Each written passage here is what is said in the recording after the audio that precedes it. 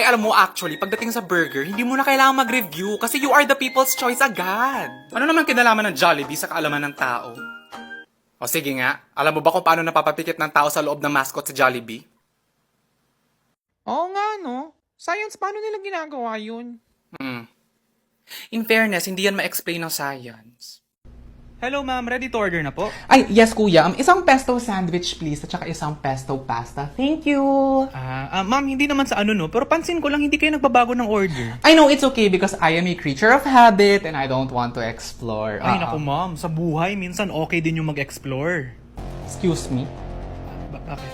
May nasabi ba? Hindi porket ayoko mag-take ng risk, it equates to me being boring. It just means that I know what I want in life. And it's so bold for you to assume that I am a person living in fear just because I don't want to explore. I enjoy the same things and routines because it ensures stability.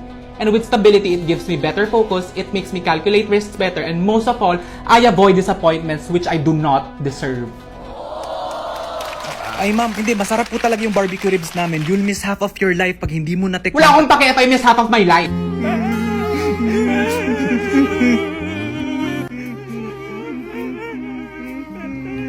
Pakialamero ka kasi.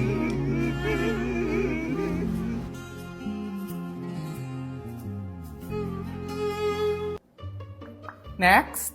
Hello po. Hello, withdraw or deposit? Ay, withdraw po. Magkano and bakit? 20,000 lang sana kasi... Wait lang, ba't ako nag-i-explain? Di ba pera ko yan? Yes, pera mo yan, pero responsibility ng bangkong to ang pag-asenso mo. So making sure lang na magagastos yung pera sa tamang bagay. Magkano and bakit? Pambayad ko sana ng bills. Lie detector? Ay, liar. Saan galing? At saka ba't ba kayo nangingialam? Di ba teller ka... Ay, sorry. Nag-change profession muna ako kasi kung hindi mo na itatanong, nag-masteral din ako sa financial management. Ito nga yung medal ko. And according dito sa record mo, tumaas yung sweldo mo this year, pero mas madalas kang mag-withdraw. I'm just worried na hindi ka marunong mag-live within your means. Bibili lang naman ako ng bagong cellphone. Hindi ko ba Ba't lagi ka nagbibihis? Sorry, hindi, nag-psychologist rin kasi ako dati. Marami akong passion sa buhay. Ito nga yung stethoscope ko. And based sa observation ko sa'yo, no, is gusto mo lang naman i-heal yung inner child mo. Pero kasi hindi to dahilan para takasan mo yung mga responsibilidad mo sa buhay. Gaya ng mga pinagkakautangan mo. Life is short. Gusto ko lang naman mag-enjoy. Sino ka na naman ngayon? Hindi, concerned citizen lang ako ngayon, yes. Hindi totoo naman na life is short, so let's not make it shorter. Kung ako sa'yo, mag-invest ka sa health mo. Ito ang recommendation ko sa'yo, ang doctor prescribed multivitamins plus minerals, Centrum Advance, complete from A to zinc. It supports healthy eyes, healthy heart, and more, on top of supporting energy and immunity sa halagang 11 pesos SRP per tablet. Oo nga, no? Sige, bibili na lang ako ng bagong casing para sa cellphone ko para magmukhang ba. Nagbebenta ka rin ng casing. Yes, oo. May screen protector din ako. Gusto mo? Sige, isa. Sige, lagay mo dito. Mabilis lang yan. Hello! Wala, ba't ka dito? Kanina ka pa? Wow, ang welcoming mo naman sa best friend mo. Patambay muna kasi alas 3 pa yung dental appointment ko. Okay, sige. Pero nag-hi ka na ba kay mama? Ay, oo, siya pa nga nag-open ng door sa akin. Ganun kami ni tita, di ba? Ito naman. Grabe ang init ng panahon talaga. Ay, hala, si decision maker naman. Yaan mo na, may bisita ka naman eh, which is me. Grabe no, ganitong oras tulog ka pa rin. Kaya pala lagi mainit sa yung ulo ni tita. Girl, pakiram ng brow gel, ha? Ang bango naman yung niluluto mo, tita. Ay, thank you. Uy, kumusta na kayo ng best friend mo dyan sa tapat ng bahay ninyo? Ay, naku, nagsusunog pa rin ng basura o maabot dito. Ay, naku, ibabarangay nyo na. Samahan kita, gusto mo? Kylie, andito ka pala. Good morning. Hi, tito. Good morning. Uy, sis, snack time muna. Nagsasayang pa si mama. Ay, hindi, okay lang. Busog pa Hindi, ako. sige, kumuha ka lang dyan. Mamaya pa yung lunch, eh. Hindi, ano ka ba? Dito, di ba? Ay, wow. Itong cream o sana. Go, kuha ka lang. At saka alam mo ko sana, in fairness. Actually, yun Oy, yung Kylie, nilalaman ko sa magbaon ka. Oh, ito, madaming snacks dito. Oh. Ano, tito, Dalhin mo yun thank you. Ang lahat. dami nito. Ano ba to?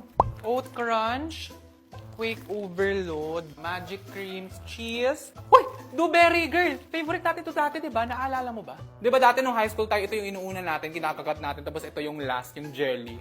Stoy, tapos ka na ba dyan? Magcha-charge ako. Ay, bakit? Ilang percent na ba yung sa'yo? Ay, hala, charger mo?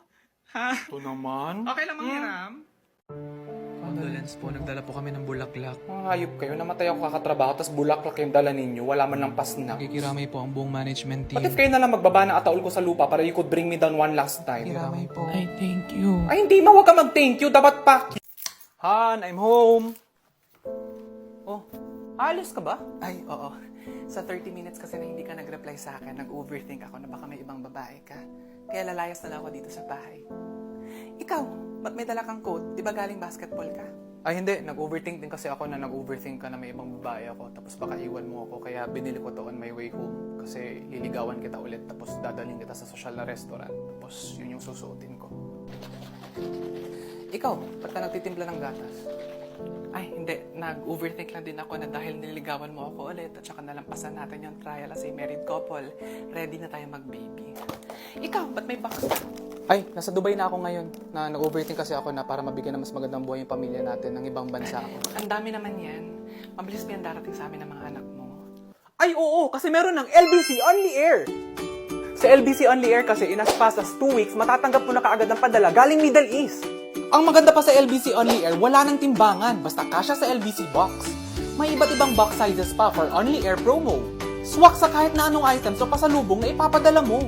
Buti na lang talaga may LBC na. Pabilis na nga, hindi ka pa mag-worry sa dami na ipapadala mo. Correct. Natutuwa ka bang tinitingnan yung mga anak natin habang binubuksan yung mga padala ko? Ay hindi, patay ka na dito. Inaalala ko lang yung memories natin together nung nabubuhay ka pa.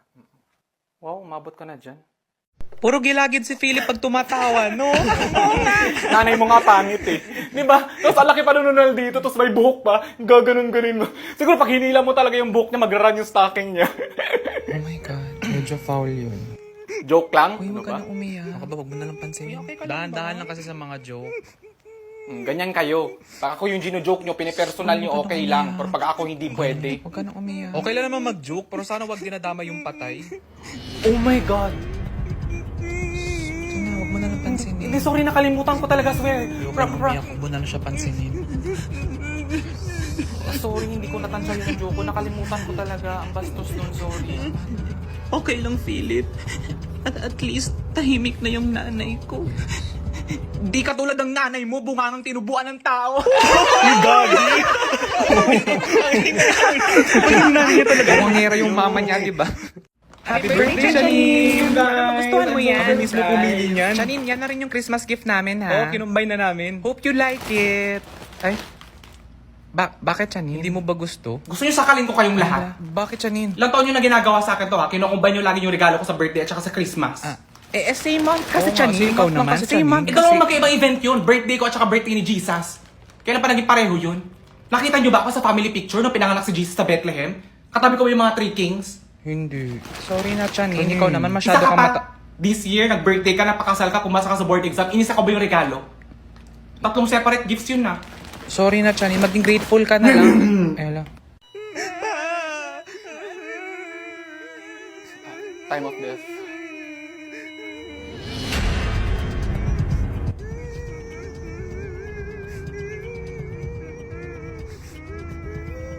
Time of death, 11 habits.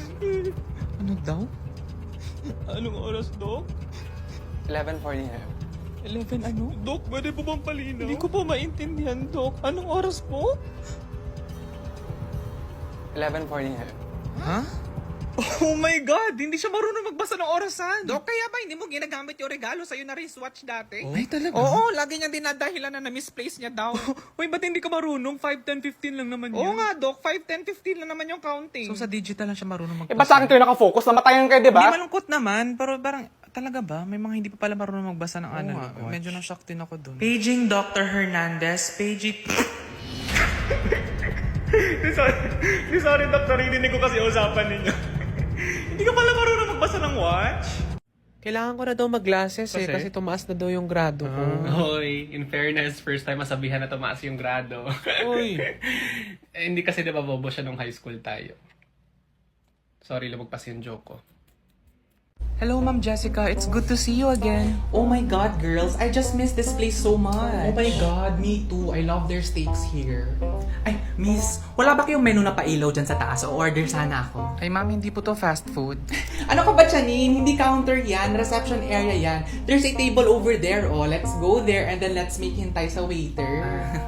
Saan yung kubeta nyo dito? I wanna make wiwi.